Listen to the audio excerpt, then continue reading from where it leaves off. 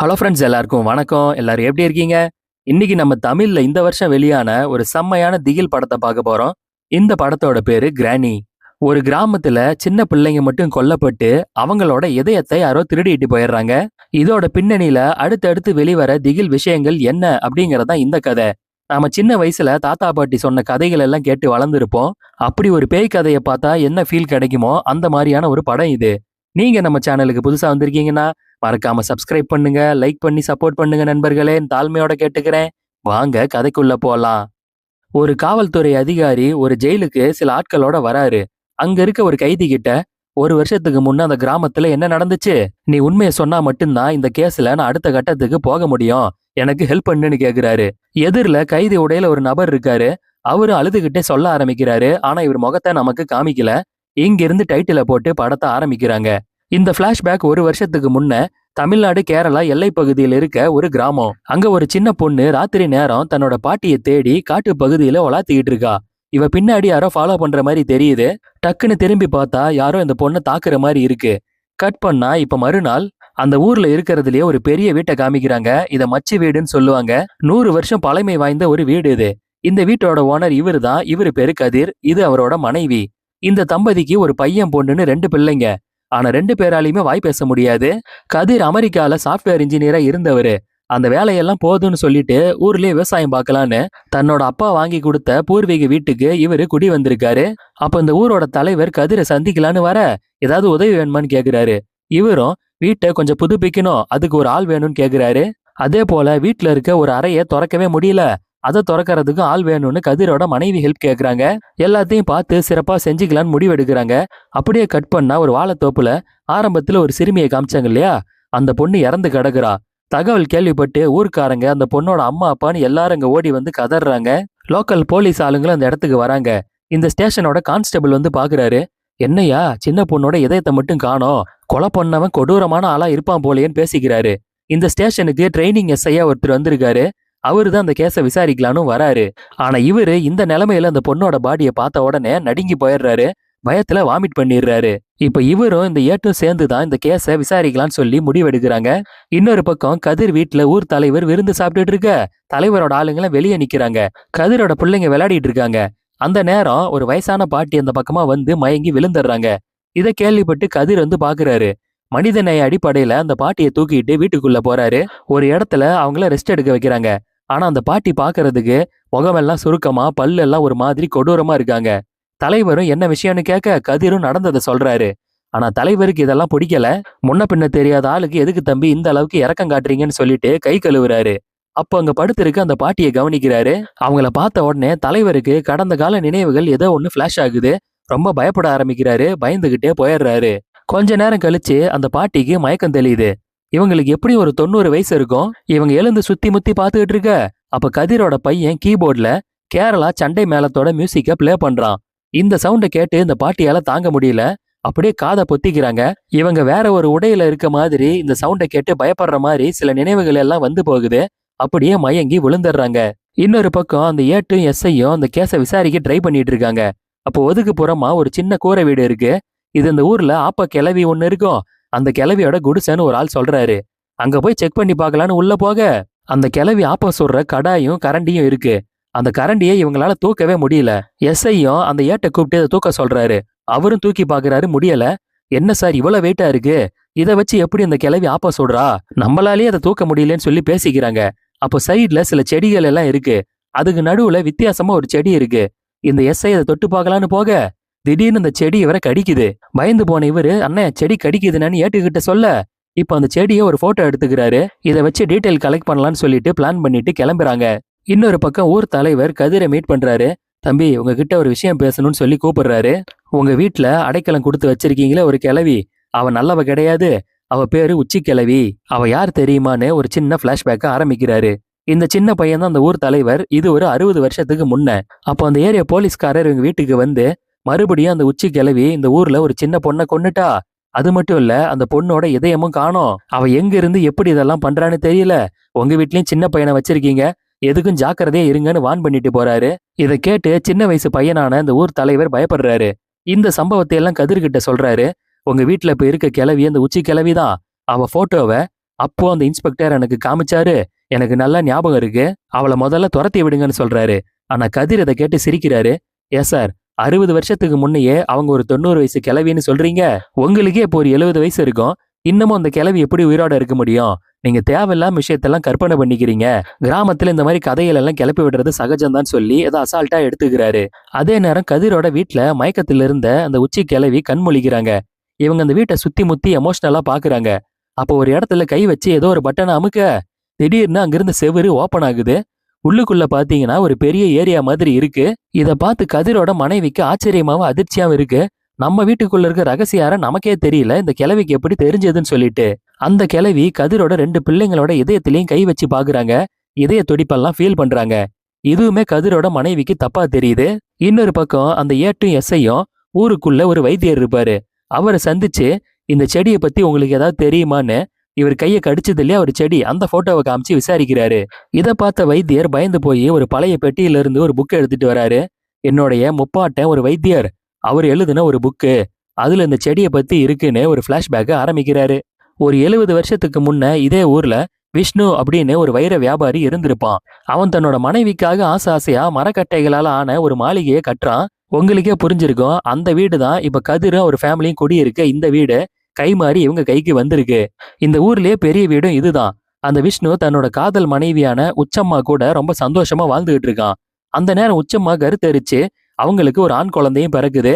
ஆனா குழந்தை பிறந்ததுக்கு அப்புறம் உச்சம்மாவோட இளமையும் அழகும் கொஞ்சம் கொஞ்சமா குறைய ஆரம்பிக்குது. இதை விஷ்ணு நல்லாவே உணர ஆரம்பிக்கிறான். மனசு ரொம்பவே கஷ்டப்பட்டு யார்கிட்டையும் சொல்லாம கொள்ளாம திடீர்னு எங்கேயோ கிளம்பி போறான். புருஷன் நம்மளை விட்டு ஓடிதான் போயிட்டான்னு நினைச்சுக்கிட்டு உச்சம்மா தன்னோட மகனை வளர்க்க ஆரம்பிக்கிறாங்க. காலங்கள் உருண்டோட அந்த மகன் வளர்ந்து கல்யாணம் பண்ணி அவனுக்கு ஒரு பையன் பிறக்கிறான். அவனுக்கு கல்யாணமாகி இன்னும் 3 பிள்ளைங்க பிறக்கிறாங்க. உச்சம்மா இப்ப 3 கொள்ளு பேர பிள்ளைங்களையும் எடுத்துட்டாங்க. இதுலயே ஒரு 70 வருஷம் போயிடுச்சு. இப்ப உச்சம்மாவுக்கு 90 வயசு. ஆனா இந்த நேரத்துல 70 வருஷத்துக்கு முன்ன ஓடி போன உச்சம்மாவோட புருஷன் விஷ்ணு மறுபடியும் அதே இளமை தோற்றத்துல இவங்களை தேடி வரான். முதல்ல அவனை பார்த்த உடனே உச்சம்மாவுக்கு அடையாளம் தெரியல. அப்புறமா கண்டுபிடிச்சிடுறாங்க. அவன் கையில இதய வடிவிலான ஒரு சங்கு வச்சிருக்கான். ஆனா இதை பார்த்த உடனே அந்த ஊரோட அப்போதைய வைத்தியருக்கு பல விஷயங்கள் புரிஞ்சு போகுது. அவர் அப்போதைய ஊர் தலைவரை சந்திச்சு, ஐயா, அந்த விஷ்ணு 70 வருஷத்துக்கு முன்ன எப்படி போனானோ அதே இளமையோட திரும்ப வந்திருக்கான்.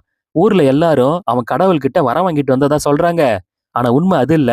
70 வருஷத்துக்கு முன்ன அவன் இளமையை தேடி வங்காளதேசம் பக்கத்துல இருக்க அகோரிகள் அதிகமா வாழ்ற ஒரு இடத்துக்கு போயிருக்கான்.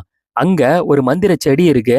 அந்த செடியில பூக்கிற பூவையும் 10 வயசுக்குள்ள இருக்க ஒரு சின்ன பிள்ளையோட இதயத்தையும் சேர்த்து வேக வச்சு சாப்பிடணும். அப்படி சாப்பிட்டா மட்டும்தான் ஒருத்தன் வாழ்நாள் முழுக்க இளமையா இருக்க முடியும். அந்த செடியில 30 வருஷத்துக்கு ஒரு முறை தான் ஒரு பூ பூக்கும். சோ எப்படி பார்த்தாலும் கடந்த 70 வருஷத்துல 2 முறை அந்த பூவையும் சின்ன பிள்ளையோட இதயத்தையும் அந்த விஷ்ணு சாப்பிட்டுருக்கணும். அதோட விளைவாதான் இளமையா இருக்கான்னு சொல்றாரு. ஊர் தலைவரும் இதெல்லாம் நான் எப்படி நம்புறதுன்னு கேட்க, விஷ்ணுவோட பற்களை பார்த்திருக்கீங்களா? அது பழுப்பு நிறத்துல இருக்கும். நான் சொன்னபடி அகோரிங்க கூட சேர்ந்து அந்த மந்திர பூவையும் இதயத்தையும் வேக வச்சு சாப்பிட்டா மட்டும்தான் அவன் பற்கள் அந்த நிறத்துல இருக்கும். நான் சொல்றது சத்தியம், நம்புங்கன்னு சொல்ல, சரியா, அவனுக்கு தான் இளமை கிடைச்சிருச்சே, இப்ப எதுக்கு பழைய மனைவியை தேடி இங்க வந்திருக்கான்னு தலைவர் கேட்க, கட் பண்ண இங்க வீட்டுல விஷ்ணுவை பார்த்து மனைவி உச்சம்மா சந்தோஷப்படுறாங்க. ஆனா கண்ணாடியில தன்னோட முகத்தை பார்த்து நமக்கு இவ்வளவு வயசாயிடுச்சு, புருஷன் இப்படி இருக்காருன்னு சொல்லி கொஞ்சம் ஃபீல் பண்றாங்க.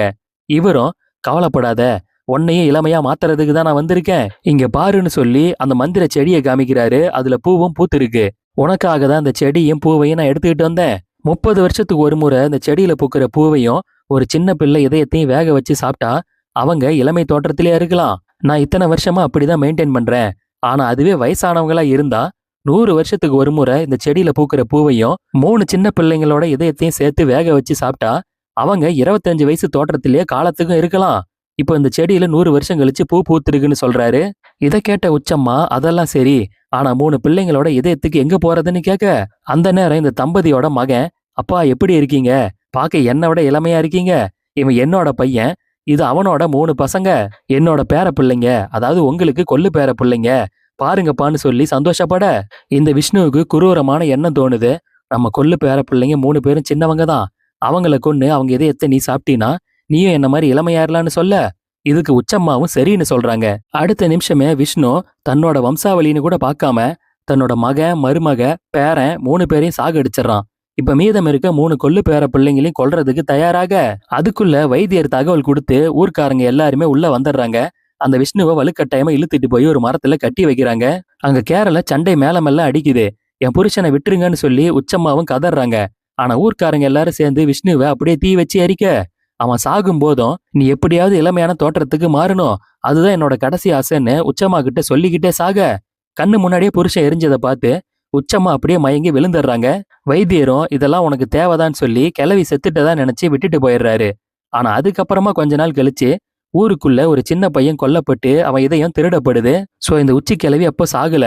30 வருஷத்துக்கு ஒரு முறை அந்த செடியில பூக்கிற பூவையும் ஒரு சின்ன பையன் இதயத்தையும் எடுத்து சாப்பிட்டுக்கிட்டே 90 வயசு தோற்றத்திலேயே இத்தனை வருஷமா உயிர் வாழ்ந்திருக்காங்க. இப்ப 100 வருஷம் கழிச்சு அந்த செடியில பூக்க வேண்டிய பூவும் பூத்திருக்கு. அதை தேடி கண்டுபிடிச்சுதான் இந்த வீட்டுக்குள்ள டிராமா பண்ணி நுழைஞ்சிருக்காங்க. அதே நேரம் அந்த வீட்டுக்குள்ள ஒரு பழைய போட்டோ இருக்கு. அதுல 1920ன்னு டேட் போட்டிருக்கு. உச்சம்மா தான் புள்ள பேர பிள்ளைங்களோட இருக்காங்க. இத பார்த்த உடனே கதிரோட மனைவிக்கு பயம் வருது. இப்போ 2025, இந்த கிழவி 100 வருஷத்துக்கு முன்னாடி இருந்த மாதிரியே இப்பயும் இருக்கா? கண்டிப்பா இதுல ஏதோ மாயம் இருக்குன்னு பயப்படுறாங்க. சத்தம் போடாம இருங்க, உங்க அப்பாவுக்கு போன் பண்ணிட்டு வரேன்னு பிள்ளைங்க கிட்ட சைகையிலே சொல்லிட்டு சிக்னலை தேடி வெளியே வராங்க. அப்போ ஒரு ரூம்ல ஏதோ ஒரு சத்தம் கேட்டு திறந்து பார்த்தா ஒரு அடுப்புல அந்த 100 வருஷத்துக்கு ஒரு முறை பூக்கிற பூ கொதிச்சுக்கிட்டு இருக்கு. பக்கத்திலேயே ஒரு சின்ன பிள்ளையோட இதயம் இருக்கு.